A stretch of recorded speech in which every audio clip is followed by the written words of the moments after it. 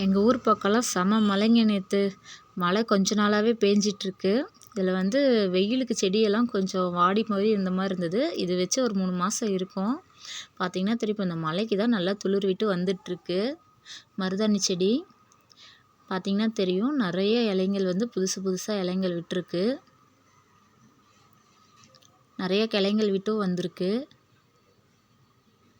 பார்க்கவே ரொம்ப அழகாக இருக்குது.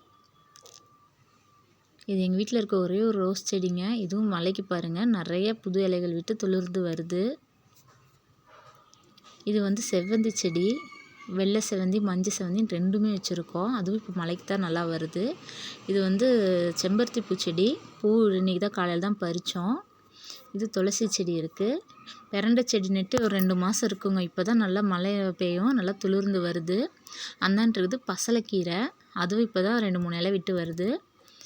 இதெல்லாமே மழைக்கு தாங்க நல்லா வருது. இப்போ வெயிலுக்கு வந்து ரொம்ப எவ்வளோ தண்ணி ஊற்றினாலும் ட்ரை ஆகிட்டே இருந்தது. மழை பேஞ்சிக்கிட்டே இருக்கனால நல்லாவே எல்லா செடிகளும் நல்லா வருது. கத்தாழையும் பாருங்கள் சூப்பராக வளர்ந்துருக்கு.